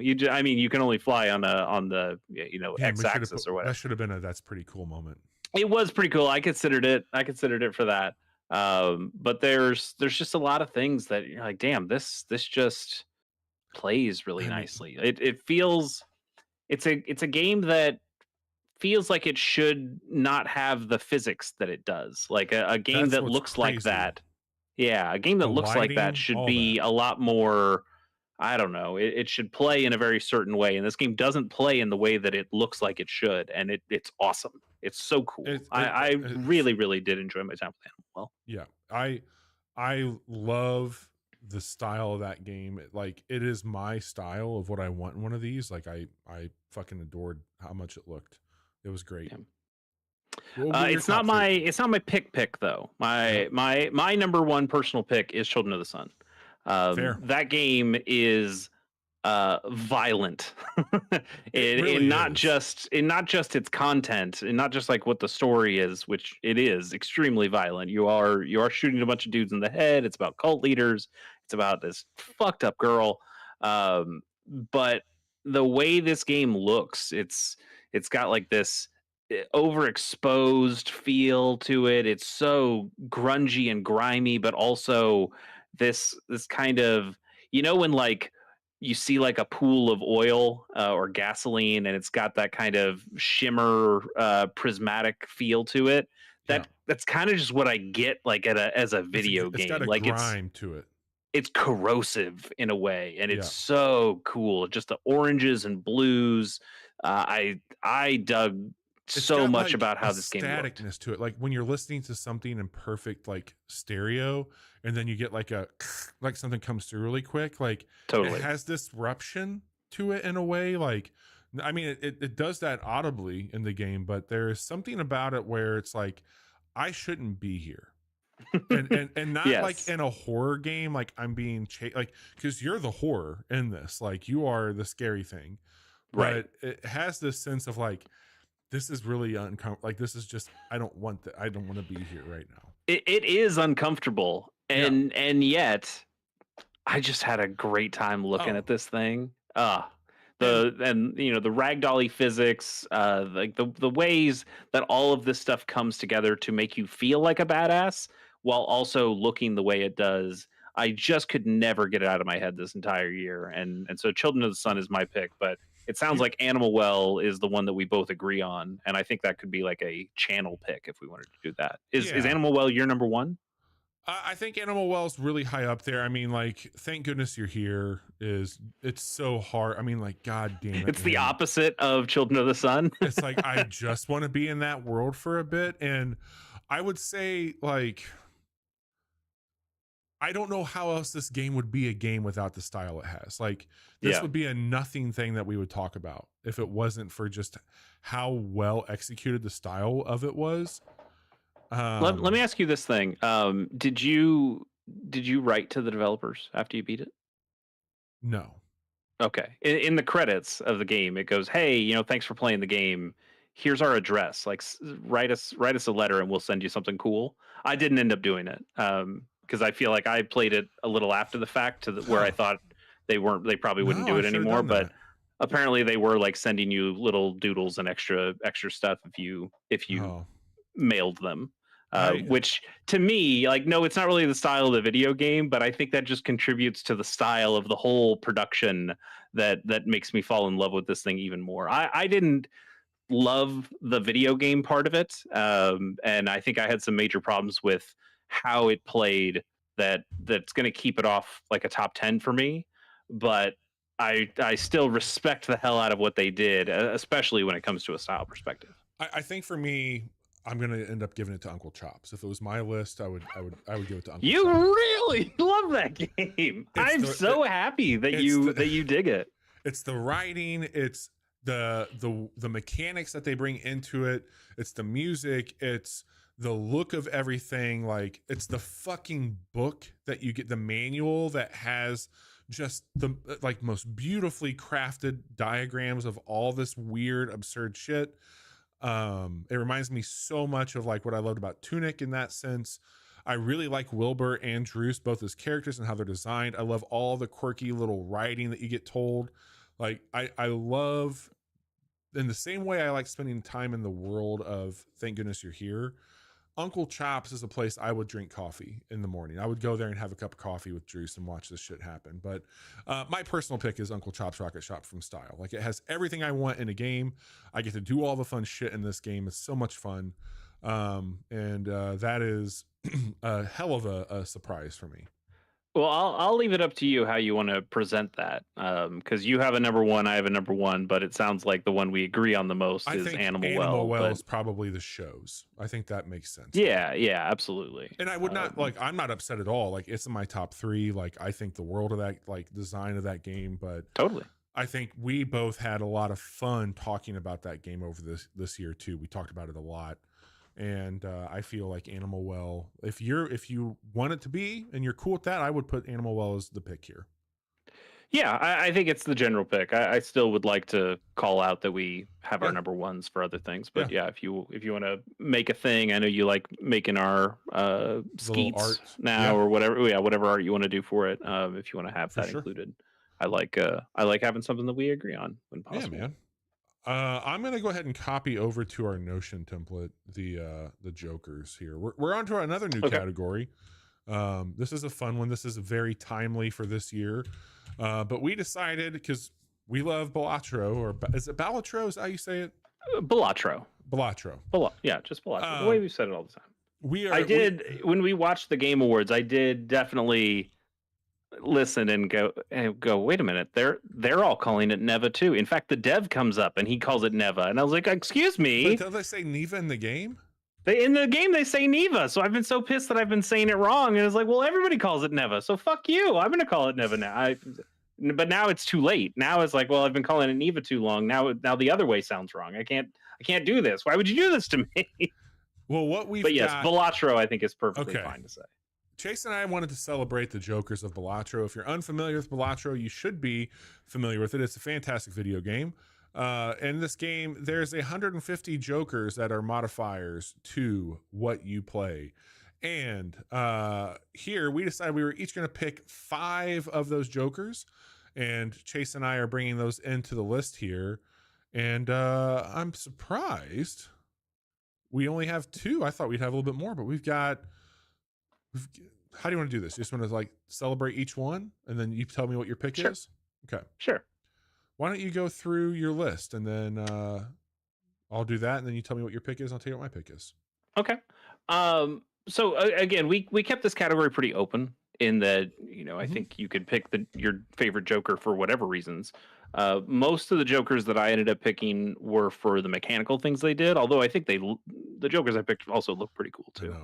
I like the smeared Joker, which Yes. makes both hearts and diamonds the same suit and spades and clubs the same suit. So just, all your basically red cards equal a suit and all of your basically black cards equal a suit. But that could fuck you if something got That's true. If you get into one of those blinds that's like, oh, all diamonds are then you're really debuffed, then yes, all your red cards get debuffed. So it can screw you over. But I did generally like the idea of this gives you much easier access to flushes. It changes the way you play the game or play a round or a run in that style. I thought it was pretty cool. I picked it up generally when I could find it. Oh yeah. All right, I picked Supernova. This adds the number of times the current hand type has been played to a multiplier.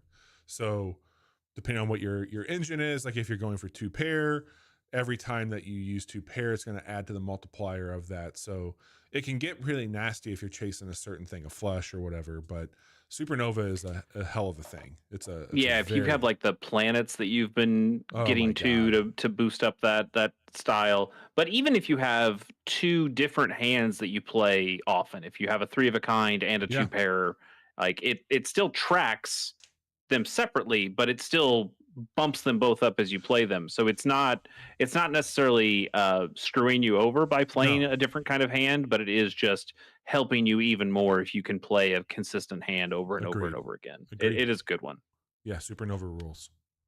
I like Four Fingers. Again, it's Yeah, kind of just a cheater one, but it makes your straights and flushes can be made with just 4 cards instead. that's very handy. Um, there was another one that I almost picked here that was very similar in that I forgot what it was called, but like your straights could have a gap in between them, which was also very nice to be like, oh, you could just go from like 10, 8, 7, Sure. 5, and it still counts as a straight. And I think that's pretty cool too. But just the idea of especially in that game where you can have these stone cards that just are worth a bunch of chips, it's really nice to be able to have 4 cards to make a straight and one of those stone cards, and you get the benefits of both in a single hand. Totally. So I ended up liking that card quite a bit. Yeah. I put DNA down. This is the one that if the first hand of the round only has one card, you get another permanent copy of that card. So this can get very fucking good. Like if you have that and you just want to get some extra cards that even go into another engine, like if you have one that you've got like some rarity on and you know it's going to just fuck shit up, you can start to make a lot of those. And then when you get into like a pair or a three of a kind or any of that stuff, like boom, you're or a flush. Like if you're going for a flush build, this is a Yeah. great way to like really build that up. So I think DNA is a very broken card. Yeah, I mean, you can potentially even get up to like 5 of a kinds if Yes. you're because you just Yes. have so many of it. So Totally. I was between DNA and the my other pick here, which is trading card, where the one you picked is you add copies of cards. Trading card works similarly that if you play on the first hand, if you play a single card, instead of making a copy, it destroys that card. Sure. Yeah. So we talk so much in those kinds of roguelike deck builder runs about building engines and trying to build something efficient. And while making extra copies of something is fantastic, it also means you generally won't see that same card pop up as much because now your Right. deck is 1 card bigger, 1 card bigger, Yeah. 1 card bigger. When you make your deck smaller, especially when you're able to pick which cards you don't want, so I can start getting rid of twos or I can start getting rid of clubs. It allows me to go, okay, well, now I'm going to see the cards I do want more often. And it works similarly to the DNA, but you're not going to get 5 of a kinds exactly just by destroying stuff. But yeah, the trading card. The other benefit of it is you just get $3. So you Yeah. you get rid of a card in your deck, and you get $3 to spend at the next shop, and it's very consistent. I think that Joker is really good. Although again, it was neck and neck with the DNA because they do somewhat similar things. I picked Blueprint. This is the most broken fucking card. It's so fucked. It's so fucked. Blueprint is an absolute destroyer if you get it. So this copies the ability of the Joker to the right. So if you have any of these other ones that we've talked about, it's going to just do that again. And so if you have like a re-trigger ability, or if you have something where you're like really trying to get money, you're going to get even double your money with this card. And the really fucked up thing about it is that while you're playing, you can just move that card around. And so if you get a certain hand that you want to play, and maybe you have another card that's going to benefit that more, just slide it over and then slide it You back just around. gamify it on a You hand by just, hand basis. it's That's so fucked. fucked. It's so fucked.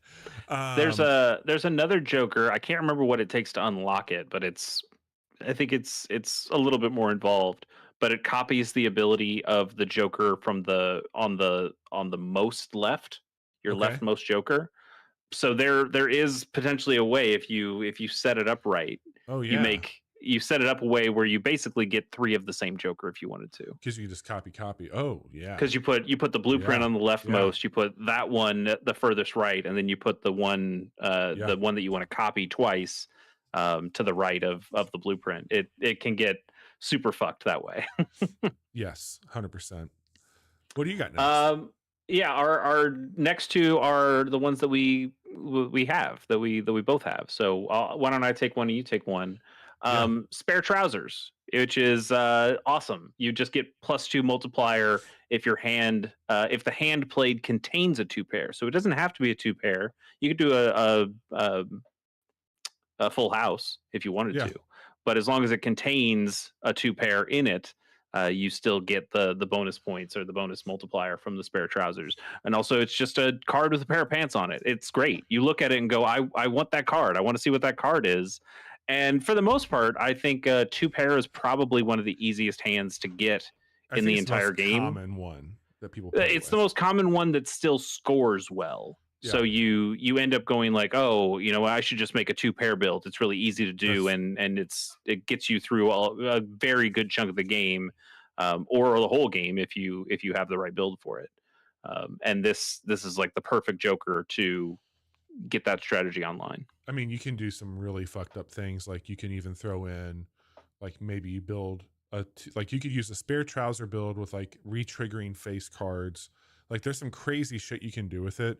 Spare trousers, especially if you have it with Supernova, is really Mm, broken. And if you throw in the blueprint with any of those, or if you have it to where like I think like planets aligning, no pun intended here, is if you can get spare trousers with the stone cards too, because then yeah. you're gonna just be building in that way, and that's always nice too. If you get to the boss blind where it's like you must play 5 cards, you're not just throwing it away. There's another one I almost put on here where it counts every card, and that's great for this build also. But Sure. what a fucking thing. And the other one that we both had here is walkie talkie. Each played 10 or 4, good buddy, gives 10 plus chips and 4 plus multiplied when scored. It is not only a incredibly well designed card. I love the function of it. I love the 10-4-ness of it. Like it is one of the most you are too smart for your own good cards. It's just like every angle you look at that card, it's fucking brilliant. It's I also love it because it takes two cards that wouldn't necessarily be your favorite cards. Yeah. Because when you start playing that game, you're like, oh well, aces are worth the most, so I just want a bunch Yeah. of Give me aces. the Or aces. face cards are really good. So and there's a lot of strategies that make face cards better. So I should just play with face cards.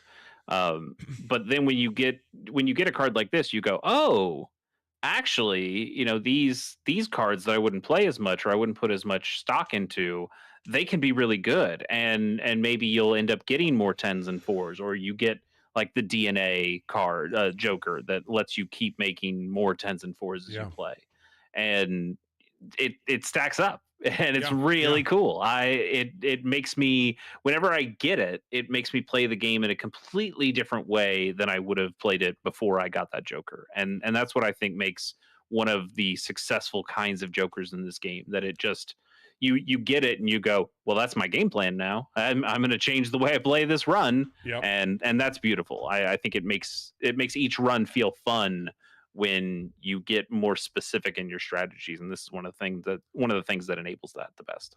So I think that for me, if we were going to say like there was a card, it sounds like it would be spare trousers or walkie talkie. Those are my top two.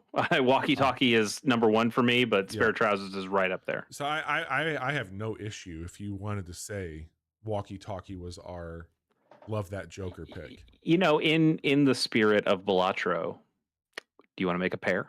Let's make a pair. All right. Spare trousers and walkie talkie together. Yeah. They do. If you get them together and you just start making two pair combos of with tens and fours, Jesus Christ. oh, you're done. You're done, baby. Jesus Christ. We should try and do that. Like that should be a goal. Like, so I think it's like, let's go ahead and call it out here too. Balatra's on the shelf of a Casual Monday. Like it made the shelf. Yes. I think it is a game that we will. When we say on the shelf, we don't mean like it's not being played. No. It means like we're putting it on a pedestal with the other games that we love. It'll be a perennial. We'll come back to it like kind of Fights game. in Tight Spaces, Monster Train, Balatro's now in that category for sure. But yeah, I think we got a pair there. Spare trousers and walkie talkie. Honestly, man, like I couldn't think of a better 2 cards to win that. Like those are fantastic fucking cards. Yep, love them. We got another one here. It's gonna be Brief Chase. This is a year where I think we were just out of the loop slightly. Best additional content. This is a category that we reserve for DLC because DLC is not game of the year. DLC is additional content. Definitely not. Demonstrably not game of the year. Correct. And this can also capture things like expansions, seasonal things. Like I know that at one point in time you played a lot of Destiny. I played a lot of No Man's Sky. You mean a best ongoing game? Oh yes, sorry. My mistake. We don't know what those are either, according to the Game Awards. Yes. But this year, there's three that I did spend some time with. That I It turns out when you're clean on Destiny, you don't really play a whole lot of seasonal content anymore. You know what? I could probably add in like Fire Emblem Heroes banners here. I won't, but I could. sure. That's probably the closest I got to best additional content. But what I'll say is that I think this is also representative of I don't know how much I want to go back to a game that's not on the shelf, so to speak. And I don't Mm, know if I would want to in 2025, like, oh, well, like Dave the Diver, it's gotten a ton of DLC, but yeah. I've not really played any of it because I've been playing other shit, like I guess we could put like the Friends of Jimbo stuff, the that's Balatro on stuff, here. but yeah, it's tough though because when we I mean, let's call it out. Like let's add Friends of Jimbo in here.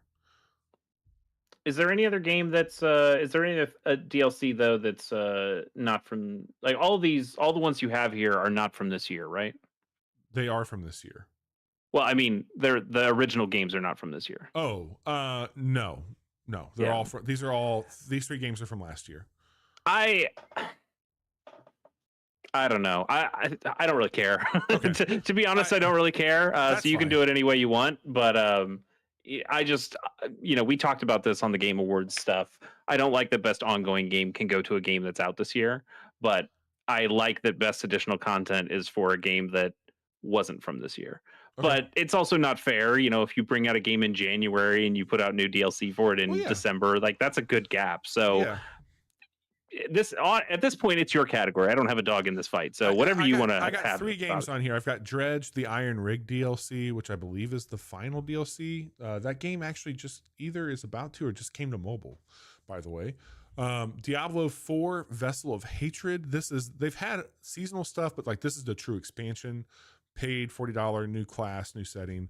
And then Alan Wake had 2 bouts of DLC that came out this year. They had the Night Springs, and they had the Lake House DLC, which just recently came out. That's the one that bridges into Control's universe a bit further. Honestly, man, like I probably spent the most time out of all three of these with Vessel of Hatred, and what I will say is Vessel of Hatred got me to like Diablo 4 again, and I think that's worth calling out. I bounced off of Diablo 4 pretty hard last year. It was something that I think ended up being I wish I liked it more at one point in time. And they just threw out a bunch of rebalances and loot and a whole new class that's just fun to play. The story was very interesting. I think Vessel of Hatred was a very good front foot for this company, for Blizzard. It's interesting to watch that kind of fall away so quickly, not because of anything that they've done, but because of Path of Exile 2 coming out. And that's been very, very, like, to watch that and to watch Marvel Rivals in the same week come out and basically say, hey, Blizzard, fuck Overwatch and fuck Diablo has been a sight. But I'm going to give it to Diablo 4 Vessel of Hatred. That new class is so much fun. And again, this is a game that I truly fell back in love with. But it kind of goes back to what we talked about earlier. It's best when you have a group of people. And not that you can't just like mindlessly disappear and play these games. It's better with a crew, for sure. Yeah. Agreed. And that brings us to a new category from last year, Master of the Remaster, where again we've got rules here, Chase, which we haven't really expressed too much. But when it comes to the top 10 of our show and how I choose to go about it, it's not that we can't put a remaster on our personal list. It would have to be something like kind of a complete reworking of the game. Like I always point back to this one, even though it's not my shit, but Resident Evil 2 Levels of Magnitude remake. Yeah. I mean, hey, Final Fantasy VII Remake was our game of the year at one point. Yeah. But that is fundamentally not the same video game that came out in 1997. Correct.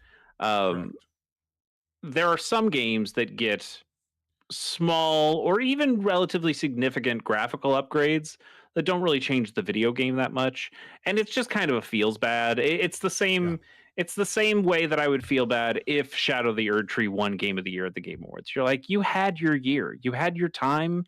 People enjoyed you. People talked about you, and I don't think you just get a free second bite of the apple like that. Yeah. I think you have to make a really transformative work in the way that like Fire Emblem Echoes Shadows of Valentia did, or Final Fantasy VII, like we mentioned. Those are just different video games, and I think when you put the effort in there, then I feel better about putting you in a top 10 list. But I think this just helps us all Yeah. go, these games are fine. We can like these games. Here's a place for them so they can be recognized without them, Yeah. you know, messing up a potential other list that we want to make here Yeah. that's more representative of the year of 2024. It's weird for me. Like, I love DLC. Like, I love some of the expansions we've gotten. I like a good remaster here and there, but I never feel like it's overly precious where it has to be the game of the year contender. So Yeah. I like that we have a space that we can like get together and talk about it. But let's you got like 3 right here. Why don't you just go ahead and take the lead and get us going here? Yeah, I didn't really have a whole lot for this list as evidenced by this first Well, I game. mean, honestly, dude, we're split here. Like we each brought 3 to this category. So Yeah. So I brought 2.5. Let's be fair. Because my first one here is Dragon Quest III HD 2D, a game I did not play. But I hear good things. I hear good things. I hear it's a hell of a I hear thing. good things. I know I'll love it. I know that it looks gorgeous. I love that HD 2D art style. Is it in the bullpen? Is it like up next to bat? Like, where is it on the list right now for you to play? I mean, Metaphor is so close to being done. Yep. And I should take that down sometime this week. And then I kind of just want a bit of a break where I'm not playing a very big, long RPG. So I might play something more chill for a little bit. But yeah, I would say it is the next on the docket to like really sink my teeth into. Sorry, Baldur's Gate 3. You still have to wait. Somebody else next year the will be line. its year. Next year, maybe. Yeah. But yeah, it is coming up real soon. And like I said, I think it's going to be like my chill out over Christmas. Yeah. Jump into that and see where I go. I also have Mario versus Donkey Kong. Yeah, a game that I never played on the Game Boy Advance and should have. I love Donkey Kong 94 for the original Game Boy, and this is just more of that. It's the spiritual sequel to that we never really got, and it was great. I played it on my channel, Chase K Plays. It was a fun experience. I enjoyed playing that game a lot. I enjoyed going back to those mechanics that felt so familiar to me, and I liked the little play on it that they made. I know they made a bunch of other Mario versus Donkey Kong games, and I might go back and try those old ones now. But yeah, playing this, it looks great. Plays nice on the Switch. It looked really cool. It's just a solid ass video game. People should play that one. Yeah, man. I should have played it back then. I thought about picking that up for my nephew and checking it out with him. I think he would dig it. And then my pick here, like it had to be this one, is Paper Mario and the Thousand Year Door. It does feel a little bad that 2 Mario games made my list, but Paper Mario: The Thousand Year Door is a game that I tried to play a long time ago on the GameCube, but it was also way past the GameCube's time. I think I actually played it on a Wii through the backwards compatibility, and I enjoyed what I played with it, but also, it was a little old at that point. I was moving on to new things. It just had a lot going against it, and I just ended up falling off. So them announcing a remaster of it and it having a really nice look to it. They really redid all the graphics, and they look great. It was cool too that they put on there. That was nice. Totally. It was just a clean looking and playing game, and it was great to experience a game I always meant to play. I love the first Paper Mario, and I've played other Paper Mario games, and for whatever reason, the second one, which most people agree is the best one, I just had skipped for no good reason. And now I can say that I've played it, I finished it, and I had a great time with it. So that's my pick. It's exactly what I wanted out of this kind of a category, and it did it perfectly. Yeah, I mean, I've got 3 here. That's my pick also. But the other 2 that I have, a close one for me was Persona 3 Reloaded. I really like what I played of this. It's so much fun. It's very, very stylized in like the same fashion as 5 was.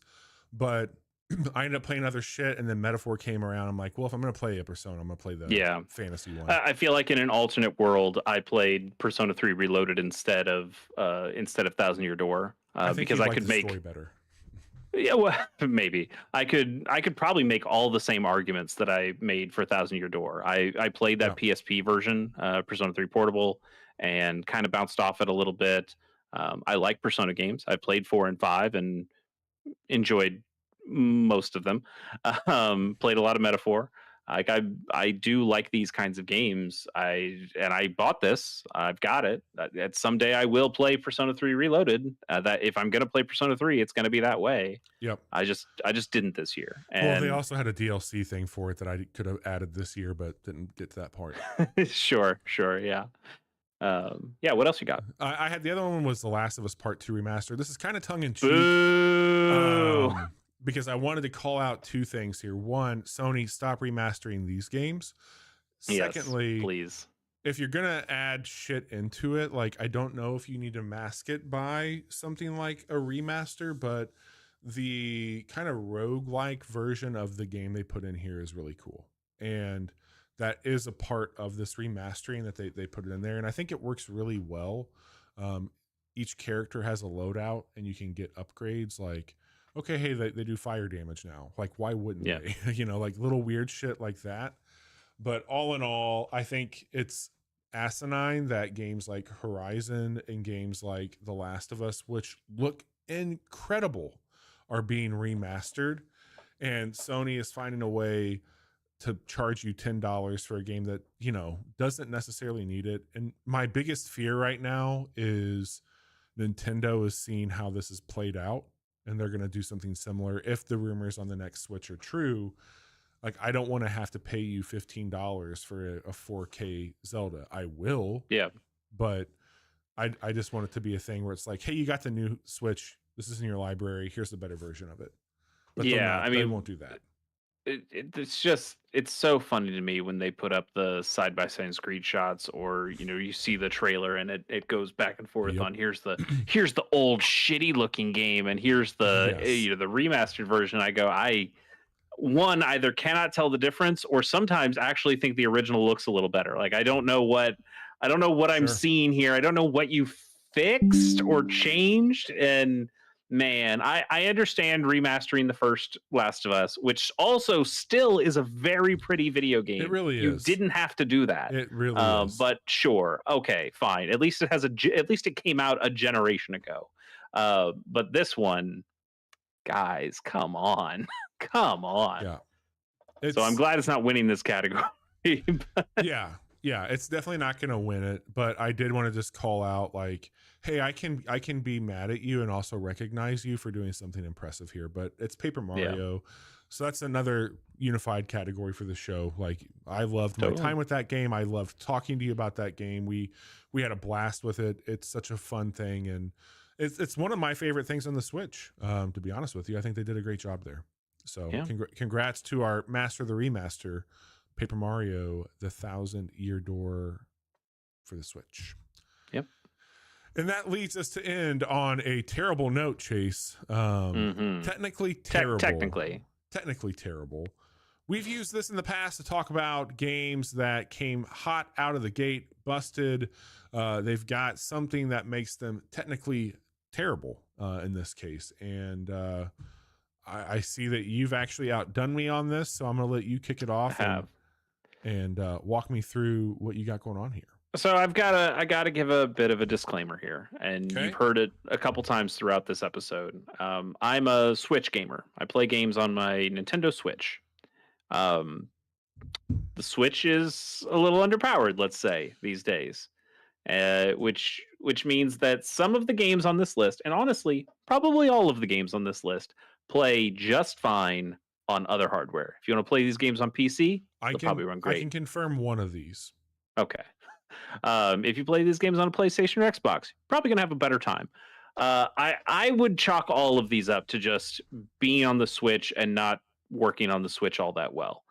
Now, I would also argue that if you're going to put out a Switch game, you should make it run well. Like you decided you want to put this game on the Switch, you're responsible for making sure it actually runs. So I still Yeah. feel okay bitching about these games, even if they are probably played pretty cleanly on other hardware. My top one here, not top one, my first one here, 1,000 times resist. We talked about this a couple weeks ago. I didn't click with a lot of what that game was, and I feel bad about it. I wish I did. I hear a lot of people like it, but I also just think it runs like garbage on the Switch. I think it looks bad, like the textures look bad, uh, and there's some That's a slowdown, but lot of the Switch, my brother. I think it's mostly, yeah, I think it's mostly just that the resolution just feels really low. And I would like to see that game played on, a high-end PC to see how much Yeah. different that game looks and feels on something with, beefier statistics to it. But I'll tell you, on the Switch, did not impress me at all, which And that's only a shame compounded because some of the other problems. I've heard nothing but good. Like that seems like it would be your shit, and to hear that the story and now the mechanics or the technicality of it, yeah, that sucks. Yeah. Yeah. It's a shame. It's it might have a place on another category we'll talk about on Wednesday. We'll see. Ooh, okay. Another game here is Eiyuden Chronicles 100 Heroes.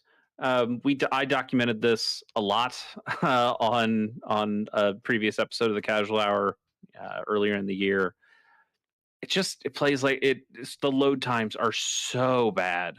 Yeah, They're horrendous. I did get a couple hard crashes too, and the last time it hard crashed for me, it was just the time I went, I don't need this. I'm gonna stop. I'm not having it's fun with such a this game bummer, dude. anyway. It's such a bummer. The load times are so abysmal that it feels like I'm playing in mud. God, I'm just not enjoying this experience at all, and I I think if the game played perfectly from a technical perspective, I still don't think I would love it, but I wouldn't have as much vitriol as I do for it, sure. um, because it does just play like absolute trash on the Switch, which makes me really sad because they knew they were going to make this on the Switch as soon as they announced it. It was, in fact, I think they had it for previous gen consoles when the Kickstarter first moved up, first started. So That blows my mind. Blows the my mind. idea that it's not just some port to the Switch of like, oh hey, Yeah, we got to put it on the Switch and we just didn't give it the time. Like, you knew you were building for this console the entire right. time and it still runs like absolute trash. Just Oof. for me, really unforgivable on that one. And then my last nomination is Metal Slug Tactics, which I think generally runs okay. It has a little bit of slowdown on the Switch. The thing that is most jarring to me is that it has some desynced audio. Ooh, And it threw me off every time. I usually don't care too much about this, but it is so pronounced when you see your character like shooting the machine gun and you see the animation go, and then half a second to a second later you hear and you go, "Wow, weird. what the fuck?" That's Like very, and that's this. docked or in handheld.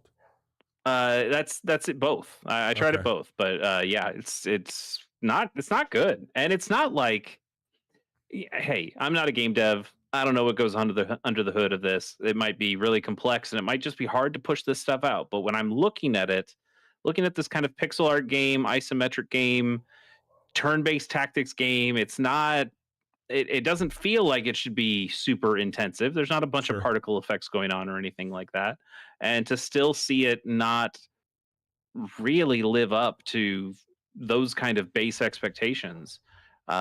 It tarnishes what I think is a could be a pretty cool game. And also, I don't think it helps. I don't think this quite functions under the technically terrible banner, but I'm going to mention it here anyway. I think the control scheme is just terrible on the Switch as well. Like, it's a game that I don't like playing on a PC. I don't like playing PC games with a mouse or anything like that. But you probably have to play this with a mouse if you want to play this well. Because I Yeah, don't think the setup they have for controller feels all that good at all. Which is, it's possible to make these games play well on a controller. I see a game like Into the Breach, and it plays fantastically on yeah, a controller. 100%. And then I play a game that looks and feels so much like Into the Breach in Metal Slug Tactics, and it just doesn't. Like the UI setup for this stuff, the way you have to hit controller inputs, it just doesn't feel right. It doesn't feel good to me. And in combination, it made me not want to play a game that was at one point my most anticipated game of this year. Damn. And that's a bummer. I've got 2 on this list, Chase. One I haven't been able to play. I could play it, but I haven't.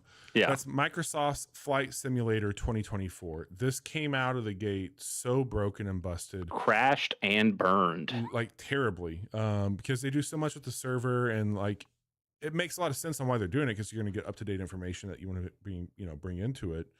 But it was so busted that you couldn't even get into it. So technically speaking, this was broken, like physically broken, could not play it. That's terrible. Even just hearing about like some of the planes that, some of the planes feel like, okay, people worked on these, and that you saw that it got a lot of love, and then you play a slightly different plane, because there's so many different planes and they all play very differently. And then it's just some of these, like, oh, this one didn't get any time to at all. Like it plays like garbage, and you have to wait for people to mod in. Other people are modding in, hey, I made this specific version of the Cessna feel good now. Try this.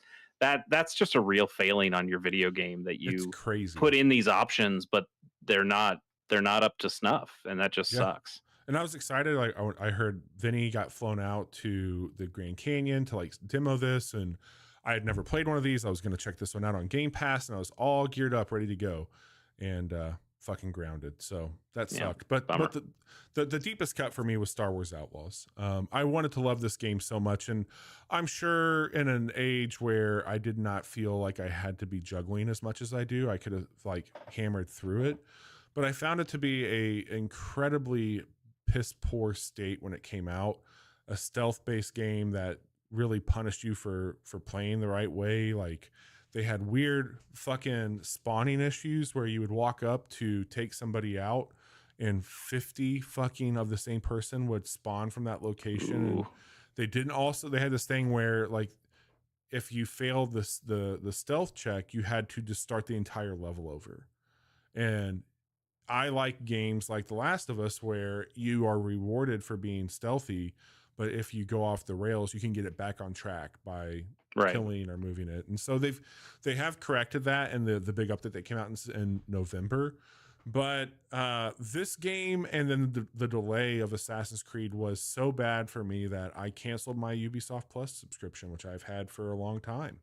And I just said, enough's enough. You can't keep getting away with this. And it sucks because everything about the world that you were in for Star Wars was cool. Getting to hang out and run up these factions and the syndicates was really fucking cool. Having your own little ship and speeder, really cool. All the shit's there to be really fucking great. The timing, all of it, and it was just fucking wasted. So I've been watching it, and I know people are coming around on it saying it's getting better, and they've really been trying to make something out of it. But for me, with a bullet, Star Wars Outlaws, technically terrible. Yeah, I think that's deserved. For me, it was Aiden Chronicle, and I, for all the reasons I mentioned before, but really is that you knew you were going to be building it for the Switch, and it still turned out like this. Come on, guys, that's garbage. So bad. Well, Chase, we have gotten through our first day. Let's do a quick rundown, if you will. You and I first started talking about our backlog game of the years. First game played. You put Pokemon trading card game Neo. I did the non-2024 game. Non-2024. I did the Norp Apolog. And then you had, for your backlog game of the year, the sin of not playing UFO 50. It is a sin. I had one I live with every day. Lorelei and the Laser Eyes. And then for best new character, we came together right away with Hulkenberg from Metaphor Refantasio. We went on down to, hey, that's pretty cool. And I think that we picked, did we have the same one here, or did we come up with separate ones on this? Yours was different. Yeah. You had Sons of the Forest. You had Kelvin. What do you have? I had the stacking of echoes in Legend of Zelda Echoes of Wisdom. There we go. And then for best looking, I said Indiana Jones and the Great Circle takes the cake. And best style, we felt Animal Well represented the show, but we each threw flowers at our own respective games, which would have been Uncle Chop's Rocket Shop. And Chase, you had for yourself Children of the Sun. That's correct. Yeah. And then we did a pair for Love That Joker, our best Balatro Joker, which is Spare Trousers and Walkie Talkie. Two hell of just great picks all around. Awesome. Love them. Best additional content went to Diablo 4 Vessel of Hatred. And that led us to discuss Master of the Remaster, where we said the show loved Paper Mario, as well as we did individually, The Thousand Year Door. And Technically Terrible, Ayuden Chronicles 100 Heroes on the Switch, and Star Wars Outlaws, for me, specifically on the PC for Technically Terrible. And that is day one of our categories. How do you feel? I feel good. I think this worked out better than I expected it was going to. I thought we were going to have just kind of list things, and it was going to be a little bit boring, and we wouldn't have a whole lot of consensus. But we actually had a consensus on quite a few categories. I told you we were going to be.